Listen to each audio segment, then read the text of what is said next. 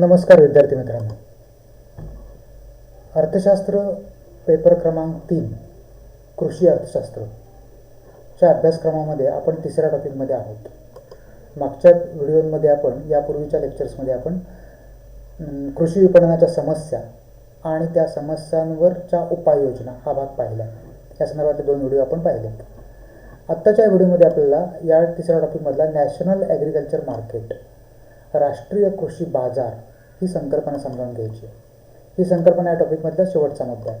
म्हणजे लक्षात आलं असेल की या व्हिडिओनंतर हा टॉपिक आपला संपतोय आणि मग आपण चौथ्या टॉपिकला सुरुवात करणार आहोत.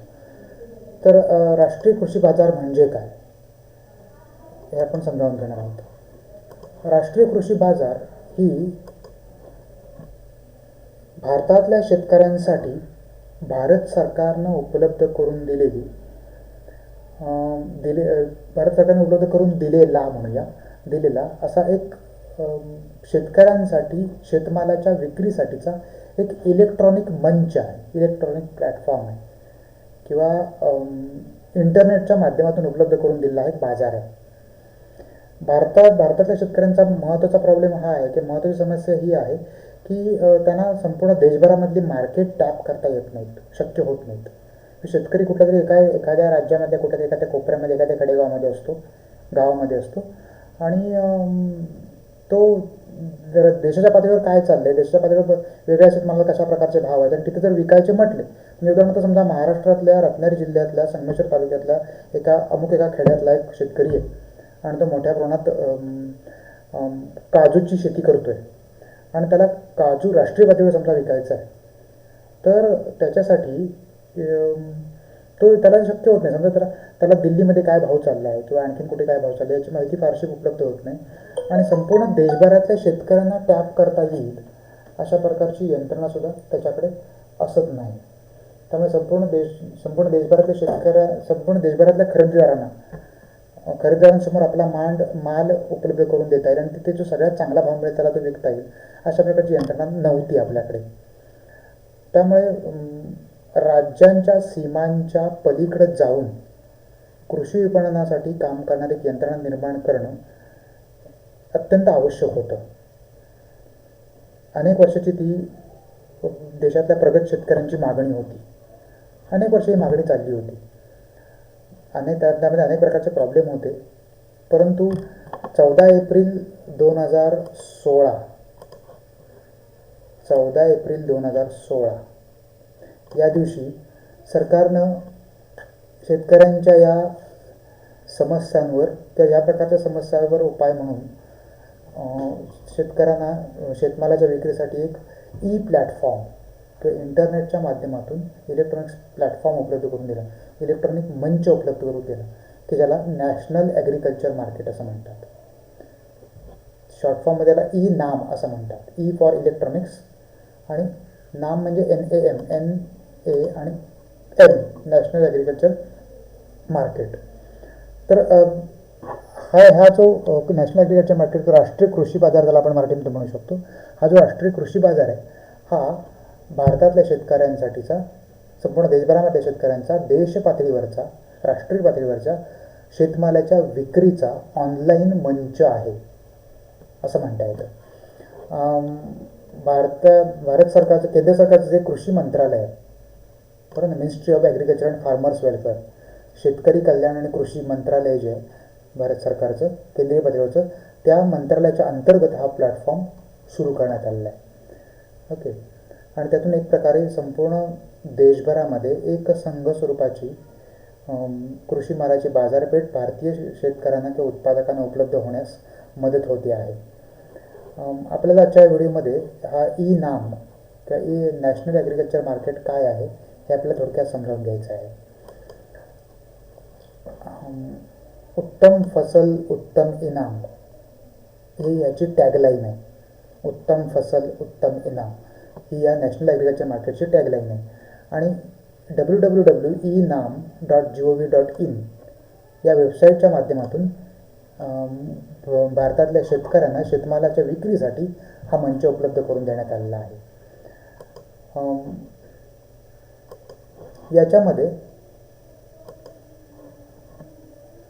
National agriculture market is a pan India, संपूर्ण भारतभर असलेला, वेब बेस्ड, इंटरनेटवर उपलब्ध असणारा ट्रेडिंग पोर्टल, एक ट्रेडिंग पोर्टल आहे, एक वेबसाईट आहे, which will network existing APMC, की जी सध्या असणारे जे APMC आहेत, आता परवाच्या कायद्यामध्ये APMCचे अधिकार थोडे कमी केले सरकारनं, कारण APMC शेतकऱ्यांच्या पिळवणूक करत होत्या. त्या APMCना, पण तो APMC काही सरकारनं रद्द केलेले नाही आहेत, APMC चालूच राहणार आहेत. फक्त शेतकऱ्यांना सरकारनं परवाच्या कृषी धोरणामध्ये सरकारनं काय केलं आहे, तर शेतकऱ्यांना APMCच्या बाहेरसुद्धा आपला शेतमाल विकता येईल असा एक पर्याय उपलब्ध करून दिला. APMC रद्द केलं ते असं काही नाही, ज्या शेतकऱ्यांना APMCच्या माध्यमातून विकायचं असेल त्यांना तो प्लॅटफॉर्म उपलब्ध आहेच.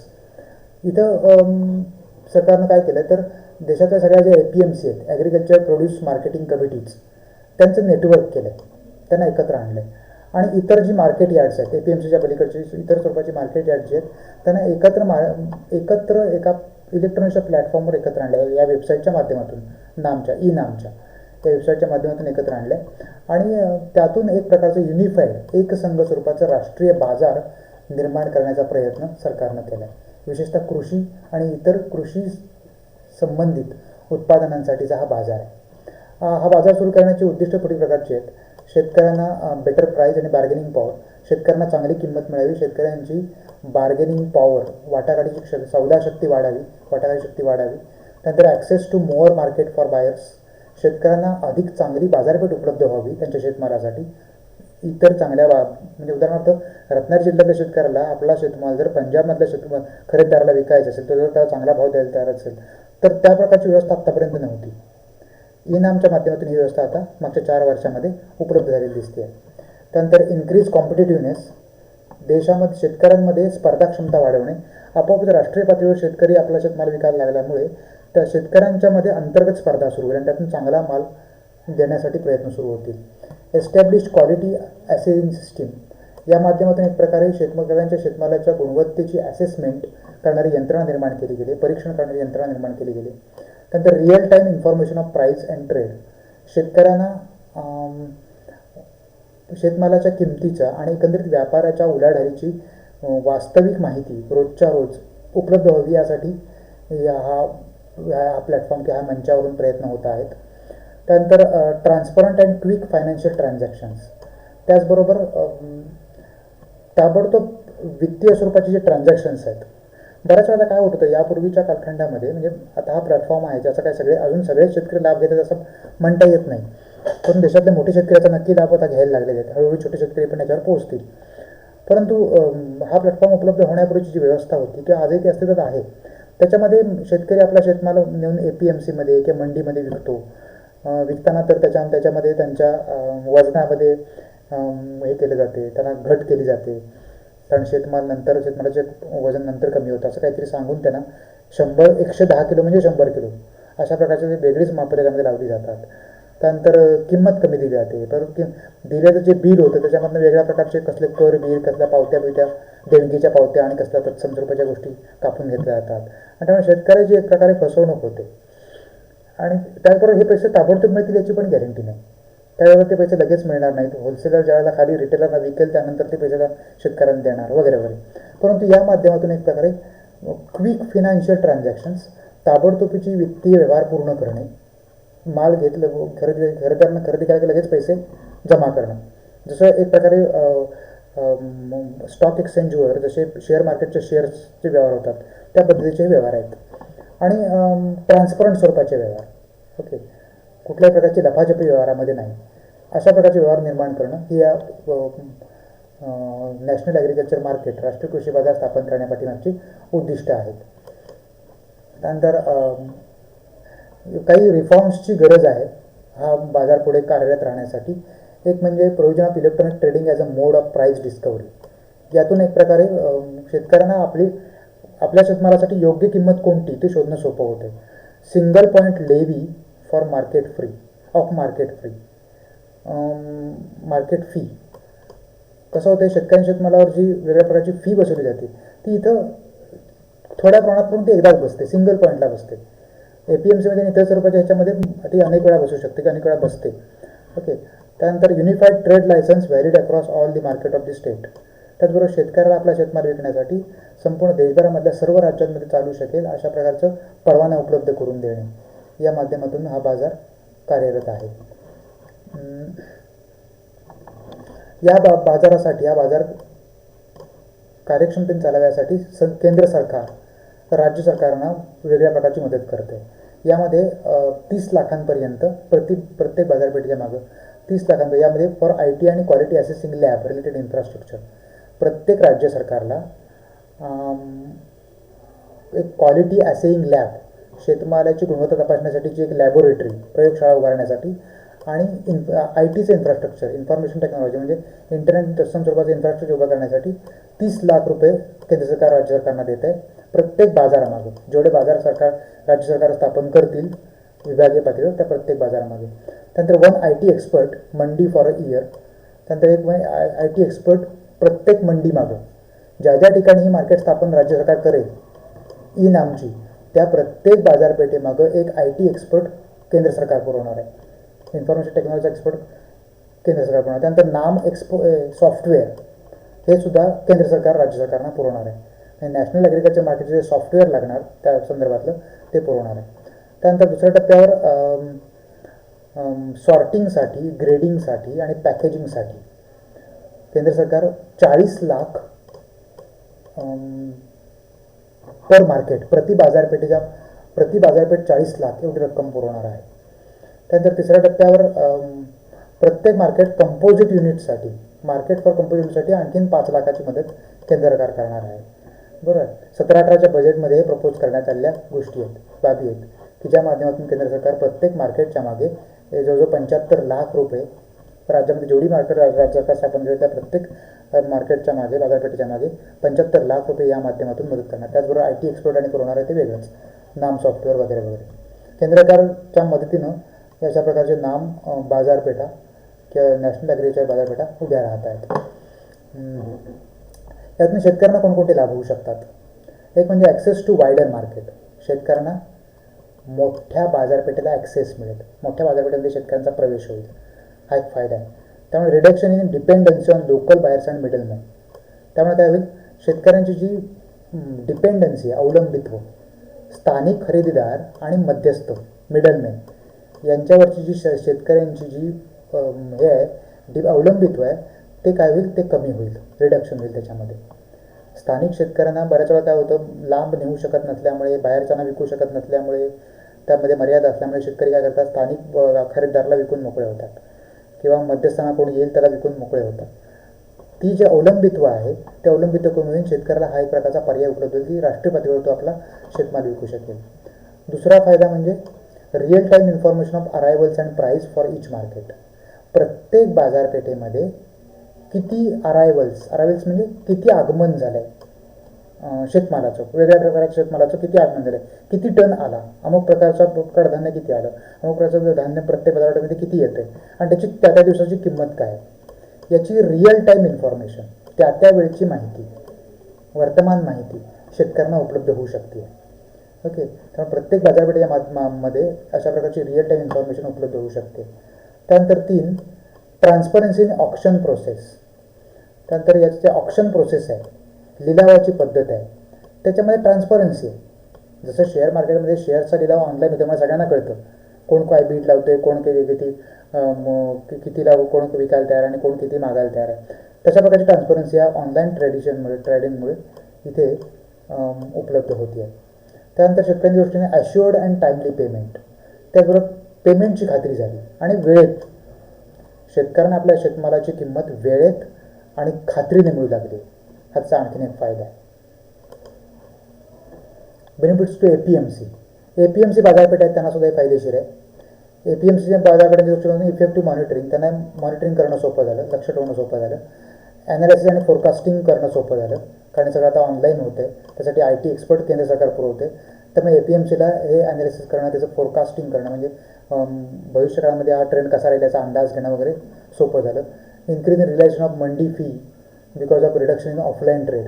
ऑफलाईन ट्रेड कमी झाल्यामुळं, ऑनलाईन ट्रेडिंग वाढल्यामुळे मंडीची फी जी आहे ती वसूल करणं सोपं झालं. Greater visibility on farmers supply and realisation. शेतकरी शेतकऱ्यांच्या पुरवठ्याची बाजू कशी आहे आणि प्रत्यक्षात बाजारात माल कशा प्रकारे येतोय याचा एक विश्वासार्ह माहिती उपलब्ध होऊ लागली या APMCना, ॲग्रिकल्चर प्रोड्यूस मार्केटिंग कमिटीजना. त्यानंतर reduction in time consumed in book keeping and reporting. त्यांना बुक किपिंग आणि रिपोर्टिंगसाठी वेगळी व्यवस्था करायला नको, बरोबर ना. खाती लिहून ठेवणं, त्याचा हिशोब ठेवण्यासाठी वेगळी व्यवस्था करायला नको. ऑनलाईन हे सगळं काम ॲटोमॅटिकली होतं आहे. त्यानंतर faster tender declaration, generation of winner list. त्यानंतर ऑप्शन जो होतो, लिलाव जो होतो, त्याच्यामध्ये फास्ट टेंडर डिक्लेरेशन होतं. त्यानंतर लगेच विनरची लिस्ट, कोणी तो लिलाव घेतला हे पण लगेच कळतं. आणि त्यामध्ये ते कामसुद्धा APMCचं या मार्केटचं म्हणजे शेतकऱ्यांना फायदेशीर आहे. APMC या ॲग्रिकल्चर प्रोड्यूस मार्केटिंग कमिटीजना पण फायदेशीर आहे, मध्यस्थ कमिटी ज्या आहेत त्यांना. त्याचबरोबर ह्या सगळ्यांनाच हे फायदेशीर असं एकंदरीत दिसतं. हा याचा प्रवास कसा झाला स्थापनेपासून. ओके, 14 एप्रिलला स्थापन झाले, आपण मगाशी बघितलं. 14 एप्रिल 2016ला स्थापन झालं हा मार्केट. त्यावेळेला 21 मार्केट याची जोडली गेली होती 5 राज्यांमधली. 14 एप्रिल ज्यावेळेला स्थापन झालं त्यावेळेला 5 राज्यांमधली 21 मार्केट याची जोडली गेली होती. त्यानंतर जून लगेच एप्रिल 2 महिन्यामध्ये आणखीन 2 मार्केट, 2 राज्य जोडली गेली. त्यामुळे आणखीन एकूण मार्केट 23 झाली. ओके, त्यानंतर मोबाईल ॲप लॉन्च केला गेला आहे. आता इनाम पोर्टल लाईव्ह 5 लँग्वेजमध्ये सुरू करण्यात आले. ओके, पुढच्या टप्प्यावर 2015-16मध्ये इनाम पोर्टल लाईव्ह आहेच आणि ते 5 भाषांमध्ये आता वापरतात येते, जेणेकरून वेगवेगळ्या प्रकारचे शेतकरी हे कोणीही कुठलाही शेतकरी यातून वापरू शकेल. त्यानंतर सप्टेंबर 2016मध्ये 250 मार्केट झाली, 10 राज्य जोडली गेली. APMC बरोबर 10 राज्य जोडली गेली आणि 250 बाजारपेठा APMC जोडल्या गेल्या. या इनाम बरोबर 10 राज्य जोडली गेली 2016मध्ये. 2017मध्ये आणखीन 13 स्टेट, 3 राज्य वाढली, 13 स्टेट जोडली गेली. जोडलेल्या बाजारपेठांची संख्या झाली 417. आणि त्यानंतर 2018ची आकडेवारी जी उपलब्ध आहे त्यानुसार 585 बाजारपेठा या इनाम बरोबर जोडल्या गेलेल्या आहेत. ओके, 2018ची आकडेवारी आहे आपल्याकडे. त्यानुसार ही राज्य आहेत ज्या राज्यांमध्ये APMC मार्केट आहेत. पायलट सप्टेंबर 2016मधली आकडेवारी, त्यानंतर मार्च 2017मधली आकडेवारी आणि टोटल फेज 1 फेज 2 पहिल्या टप्पा आणि दुसऱ्या टप्प्यामध्ये जे जोडली गेली मार्केट्स त्याची एकत्रितपणे आकडेवारी 417 मार्केट्स. त्यापेक्षा जास्त आहेत खरं तर, परंतु उपलब्ध आकडेवारी 417 दाखवते. एवढी मार्केट्स ही जोडली गेलेली आहेत. त्यानंतर 2016 ते 2018 यांच्या कालखंडामध्ये कशा प्रकारचं ट्रेडिंग झालं. एकूण 61 लाख टन 2 वर्षामध्ये, एप्रिल ते एप्रिल 16 ते 18, बरोबर ना. 2016 2 वर्षामध्ये 61 लाख टन इतकं ट्रेडिंग झालं. त्याची व्हॅल्यू त्या ट्रेडिंगची 15,07,093 कोटी, सुमारे 16 लाख कोटी रुपयांचं टर्नओव्हर झालं. त्यातली जवळ 3,53,000 crores, 3.53 कोटी रुपयांची ऑनलाईन पेमेंट घेतली गेली, बरोबर. त्यानंतर जवळजवळ 41,70,307 शेतकऱ्यांनी याच्यामध्ये भाग घेतला. 69,105 व्यापाऱ्यांनी खरेदीसाठी भाग घेतला. 45,708 कमिशन एजंटनी मध्यस्थानी याच्यामध्ये भाग घेतला. 417 मंडी याची जोडल्या गेल्या आहेत आणि जवळजवळ 69 प्रकारच्या शेतमालाचं ट्रेडिंग याच्यामध्ये या 2 वर्षा कालामध्ये झालेलं दिसतं, हे झालेलं आहे. या प्रकारच्या हे सगळ्या ट्रेडिंगचं या प्रकारचे ॲपल, बाजरी, बार्ली, कस्टर्ड ऑइल, चणा, कॉटन, क्युमिन, जवार, मेज, बरं ना, मसूर डाळ वगैरे. त्यानंतर प्लम, बीच, मँगो, ऑरेंज, बरं ना, लेमन, बिटर गार्ड म्हणजे कारलं, कुकुंबर, काकडी, ब्रिंजल, कॅबेज, ओके, वांग, गोबी, फ्लॉवर, ग्रीन चिली, कॅरट, बरं ना, यासारख्या पालक, यासारख्या जवळजवळ 69 एवढ्या प्रकारच्या जागरी, गूळ, बरं ना, अजवाईन, ओवा वगैरे वगैरे. तर यासारख्या 69 प्रकारच्या शेतमालाचं ट्रेडिंग या ई नामच्या माध्यमातून संपूर्ण देश पातळीवर शेतकरी आज करू शकत आहेत. ओके, 2018पर्यंत 585 मंडी जोडल्या गेल्या आहेत आणि आता फ्युचर रोडमॅप आहे. पुढे कशाप्रकारे काय करता येईल यासाठी पुढचं नियोजन ते अशा प्रकारचं आहे. Setting of composite units, Swachh Abhiyan, organic farming, additional income, यासाठी कंपोजिट युनिट्स स्थापन करणं, नवीन म्हणजे APMCना सेन्सिटाईज करणं, त्यांना माहिती देणं, त्यांना यासाठी प्रोत्साहित करणं, त्यांना स्टोरेज फॅसिलिटी निर्माण करण्यासाठी त्यांना प्रयत्न करणं. त्यानंतर setting up grading, sorting and packing units in the market, प्रत्येक मार्केटमध्ये ग्रेडिंगची, प्रतवारीची, सॉर्टिंगची, पॅकिंगची युनिट्स तयार करणं. Strengthen of Asian facilities in markets, assign facilities in market, sensitise of various stakeholders, ह्याच्या संबंधित जे गट आहेत त्यांच्यामध्ये जागरूकता निर्माण करणं. स्ट्रेंथनिंग ऑफ इन्स्टिट्यूशनल मेकॅनिझम, संस्थात्मक स्वरूपाची यंत्रणा ती अधिक मजबूत करणं आणि केंद्र आणि राज्य पातळीवर त्याची अंमलबजावणी अधिक जास्त चांगल्या रीतीने कसं होईल हे पाहणं. आणि त्यानंतर प्रमोट इंटरमंडी, इंटरस्टेट ट्रेड, आंतरराज्य आणि आंतरमंडी, आंतरबाजारपेठा व्यापाराला प्रोत्साहित करणं, हे पुढचं काही या इनाम बाजारपेठेचा पुढचा रोडमॅप होता. त्यानंतर रोल ऑफ स्टेट, राज्य सरकारची भूमिका काय राहणार आहे? Switch to complete unified single licence for the whole state, rationalise fee, बरोबर, राशनाइज फी कमी करणं शेतकऱ्यांसाठीची आणि संपूर्ण राज्यभरासाठी एकच लायसन पुरवणं, हे राज्य सरकारने करायला हवं आहे. त्यानंतर स्ट्रेंथनिंग ऑफ क्वालिटी असाइन, गुणवत्ता कशी वाढेल, वाहतूक कशी वाढेल, लॉजिस्टिक वाहतूक कशी वाढेल, वेअर हाऊसिंग, हे साठवणूक कशी वाढतील आणि युनिफॉर्म क्वालिटी आणि एकसारखी गुणवत्ता कशी उपलब्ध होईल संपूर्ण त्या राज्यभरामध्ये शेतमालाची, हे पाहणं. त्यानंतर availability of desired internet speed in the market yards, प्रत्येक मार्केटमध्ये आवश्यक तो इंटरनेट स्पीड कसा उपलब्ध करून देणे ही राज्य सरकारची जबाबदारी आहे. त्यानंतर strengthening of infrastructure at APMC या ठिकाणी जे पायाभूत सुविधा ज्या आवश्यक आहेत त्यामध्ये PC, tablets, printer, display board, qualified manpower त्या संदर्भातली उपलब्ध करून देणं हे राज्य सरकारची जबाबदारी आहे. त्यानंतर switch to total real time online data entry for all activities, online trading of all arrivals, प्रत्येक वेळेला वेळोवेळी मंडीमध्ये किती माल आला, कुठल्या प्रकारचा आला याची माहिती आणि प्रत्येक कृतीची माहिती ऑनलाईन अपडेट करत राहणं, डेटा एंट्री करत राहणं ही राज्य सरकारची जबाबदारी आहे. त्यानंतर move towards online transaction among farmers and traders, आणि शेतकरी आणि व्यापाऱ्यांना जास्तीत जास्त ऑनलाईन ट्रेडिंगसाठी प्रोत्साहित करणं, हेही राज्य सरकारची जबाबदारी आहे. ओके, राज्य सरकारने या जबाबदाऱ्या पूर्ण रीतीने पार पाडल्या ते मार्केट अधिक कार्यक्षमपणे काम करू शकेल आणि त्यातून शेतकऱ्यांचे जे आत्तापर्यंत बघितलेल्या आपण समस्या आहे त्याच्यावरचा एक चांगला उपाय या माध्यमातून उपलब्ध होऊ शकेल. ट्रेनिंग अँड अवेअरनेससाठी सुद्धा प्रयत्न इनामच्या माध्यमातून होत आहेत. हे आपल्याला बघण्याची गरज नाही, आपल्याला संकल्पना समजून घ्यायची होती. ओके, ही PPT इंटरनेटवर उपलब्ध आहे, तुम्ही ते PPT या माध्यमातून सरकारनंच उपलब्ध करून दिलेली PPT आहे, त्या माध्यमातून हे पाहू शकाल. स्टडी व्हिजिट वगैरे आयोजित करणं वगैरे वगैरे. त्यानंतर शेतकऱ्यांनी रजिस्ट्रेशन करणं का गरजेचं आहे त्या पोर्टलला वगैरे वगैरे. ओके, कसं करायचं, रजिस्ट्रेशन कसं करायचं वगैरे या सगळ्या गोष्टी आहेत. ओके, तर अशा प्रकारे हा एक चांगल्या प्रकारचा एक मंच सरकारनं शेतकऱ्यांच्या शेतमाला विपणनाच्या ज्या समस्या आहेत त्या समस्यांना ओव्हरकम करण्यासाठी सरकारनं उपलब्ध करून दिल्या आहे. त्यामुळे शेतकऱ्यांच्या बऱ्याचशा समस्या सोडण्यास मदत होऊ शकेल. हळूहळू शेतकरी आता याच्याशी जोडले जात आहेत, आणखीन भविष्यकाळामध्ये जोडले जातील.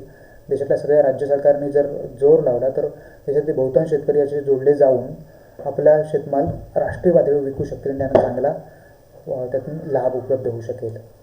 ओके, आपण हा राष्ट्रीय कृषी बाजार हा जो ह्याची संकल्पना होती, हा जो मुद्दा होता तिसऱ्या टॉपिकमधला तो आपण बघितला. आता या ठिकाणी तिसरा टॉपिक संपतो आहे, तुमच्या लक्षात आलं असेल. तिसरा टॉपिक या ठिकाणी संपला आहे, तर मग आता आपण थांबतो आहे. पुढच्या व्हिडिओमध्ये किंवा पुढच्या लेक्चरमध्ये आपण पुढच्या टॉपिकला, चौथ्या टॉपिकला सुरुवात करू. तोपर्यंत धन्यवाद.